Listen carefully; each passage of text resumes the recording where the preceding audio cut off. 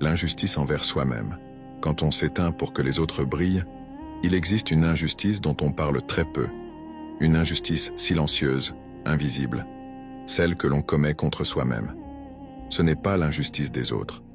Ce n'est pas la trahison, ni les paroles blessantes. C'est quelque chose de plus discret. Le moment où tu renonces à ce qu'Allah t'a donné pour laisser les autres briller à ta place. Combien de fois t'es-tu effacé pour ne pas déranger? Combien de fois t'es-tu fait petit pour ne pas être de trop?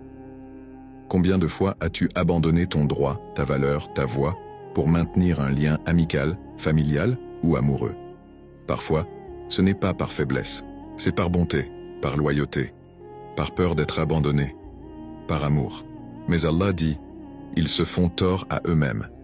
Et c'est une injustice grave, car elle se retourne toujours contre toi. Quand Allah t'a donné une lumière, et que tu l'éteins pour ne pas faire d'ombre à quelqu'un, c'est une injustice envers toi-même. Quand Allah t'a donné une dignité, et que tu la poses à terre pour que d'autres marchent dessus, c'est une injustice envers toi-même. Et écoute bien ceci, Allah ne t'a pas créé pour t'effacer. Tu as été créé avec une fitra, un cœur pur, une authenticité profonde, une lumière intérieure. Lorsque tu t'oublies pour les autres, lorsque tu te trahis toi-même pour préserver ce qui te détruit, tu t'éloignes de cette fitra. Tu t'éloignes de ce que tu étais censé, être. Et la conséquence, elle est lourde. Quand tu t'injustices toi-même, tu vis à contresens de ton âme. Tu te déconnectes de ta nature profonde. Tu t'étouffes en silence. Et cette dissonance, c'est elle qui crée la tristesse, la fatigue émotionnelle, l'anxiété et parfois même la dépression. Parce qu'on ne peut pas trahir son âme sans en payer le prix. On ne peut pas renoncer à ce qu'Allah a mis en nous sans s'abîmer. On ne peut pas jouer un rôle sans finir par s'écrouler.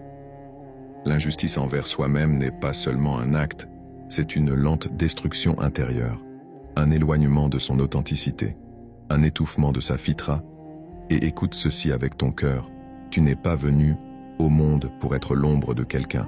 Allah t'a créé pour être une lumière, une vraie. Alors reprends ta place, reprends ta voix, reprends ton âme, reprends ce qu'Allah t'a donné. Parce qu'à force de te mettre de côté, c'est toi que tu perds. Et Allah ne veut pas que tu te perdes. Il veut que tu te retrouves.